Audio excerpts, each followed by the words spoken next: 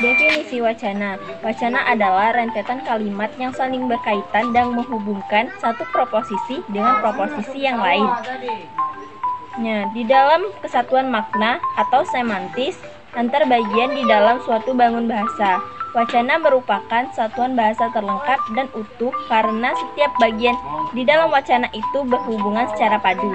Fungsi wacana ada 4, yaitu fungsi fatik, fungsi direktif, fungsi estetik, dan fungsi ekspresif.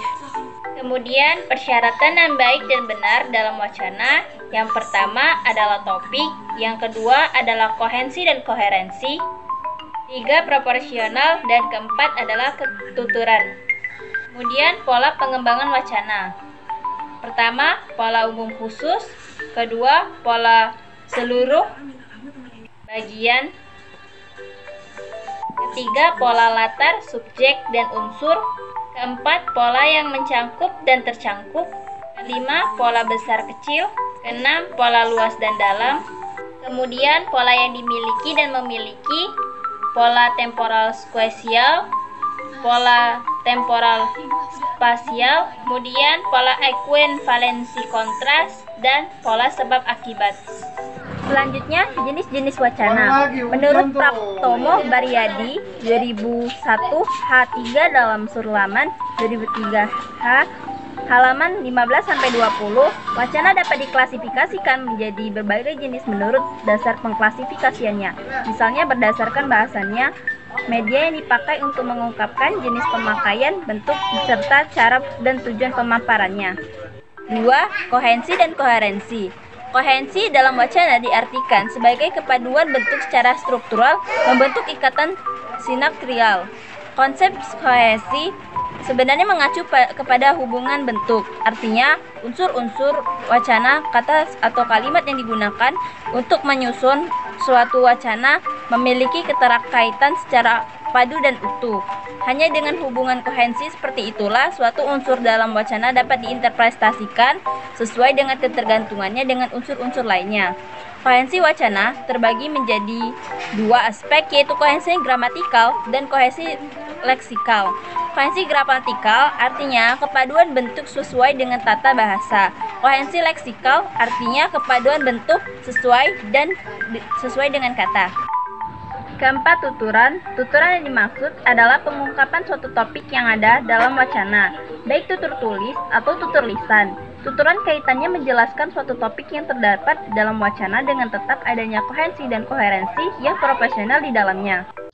Paragraf ialah suatu kumpulan dari kesatuan pikiran yang kedudukannya lebih tinggi serta lebih luas daripada kalimat. Atau dapat diartikan pula, paragraf adalah bagian dari sebuah karangan yang terdiri dari beberapa kalimat yang berisikan tentang informasi dari penulis untuk pembaca dengan pikiran utama sebagai pusatnya dan juga pikiran penjelas sebagai pendukungnya. Fungsi-fungsi paragraf yaitu: pertama, mengekspresikan gagasan yang tertulis; kedua, untuk menandai peralihan gagasan baru; tiga, untuk memudahkan menulis dan pembaca; empat, memudahkan pengembangan topik; lima, untuk memudahkan pengendalian variabel. Persyaratan yang baik dan benar dalam paragraf. 1. Kesatuan atau kohesi. Sebuah paragraf dianggap memenuhi kriteria kesatuan apabila kalimat-kalimat dalam paragraf tersebut bersama-sama mendukung suatu hal atau tema tertentu yang diangkat. Kedua, kepaduan atau koherensi. Sebuah paragraf dianggap memenuhi kriteria kepaduan apabila semua kalimat yang membangun paragraf saling terkait antara kalimat yang satu dan kalimat yang lainnya yang membentuk paragraf tersebut. 3. Kelengkapan. Sebuah paragraf dianggap lengkap jika paragraf tersebut dibangun oleh beberapa kalimat yang terdiri atas kalimat utama dan kalimat uraian atau penjelas. 4. Kevariasian.